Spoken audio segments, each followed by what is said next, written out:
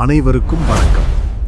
இன்று நாம் உடற்கல்வித்துறையில் மிக அடிப்படையான மற்றும் மிக முக்கியமான ஒரு தலைப்பை பற்றி பார்க்கப் போகிறோம். நாம் இன்று பார்க்க வேண்டிய தலைப்பு test, measurement and evaluation in physical education.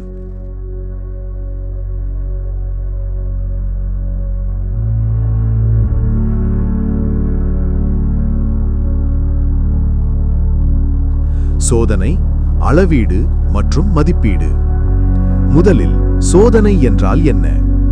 Sheehan அவர்களின் கூற்றுப்படி சோதனை என்பது மாணவர்கள், ஆசிரியர்கள் மற்றும் கல்விச் சூழல் ஆகியவற்றின் குறிப்பிட்ட பண்புகளின் அளவை கண்டறிய வடிவமைக்கப்பட்ட ஒரு கருவி, அதாவது இன்ஸ்ட்ருமெண்ட் ஆகும். பாரோ மற்றும் மெக்கி அவர்கள் சோதனை என்பது ஒரு குறிப்பிட்ட அளவீடு கருவி, இது அளவிடப்படும் நபரிடமிருந்து ஒரு பதிலை எதிர்பார்க்கிறது என்கிறார்கள்.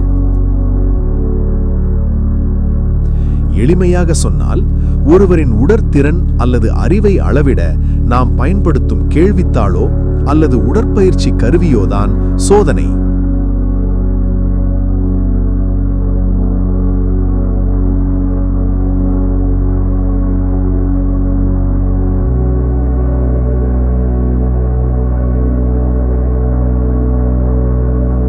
அடுத்ததாக அளவீடு.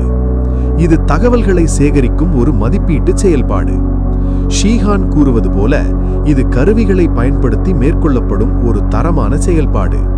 பல்வேறு கருவிகள் மற்றும் நுட்பங்களை பயன்படுத்தி தகவல்களை திரட்டுவதே அளவீடு எனப்படும்.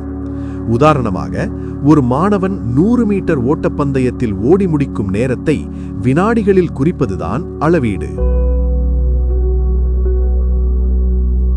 மூன்றாவதாக மதிப்பீடு. நாம் எடுத்த அளவீடுகள் எந்த அளவிற்கு நமது கல்வி இலக்குகளை அடைய உதவியிருக்கிறது என்பதை ஆராய்வதே மதிப்பீடு ஆகும். ஷீஹான் கூற்றுப்படி, இது மாணவர்களின் திறனை மற்றவர்களுடன் அல்லது நிர்ணயிக்கப்பட்ட இலக்குகளுடன் ஒப்பிட்டு பார்க்கும் ஒரு செயலாகும். ஜான்சன் மற்றும் நெல்சன் என்ன சொல்கிறார்கள் என்றால், நாம் சேகரித்த தகவல்களை வைத்து எடுக்கப்படும் அகநிலை தீர்ப்புகள்தான் மதிப்பீடு ஆகும்.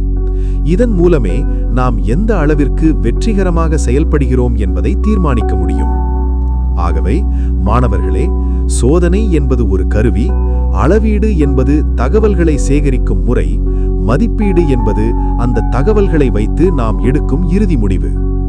அடுத்த வகுப்பில் இதன் வகைகளை பற்றி பார்ப்போம்.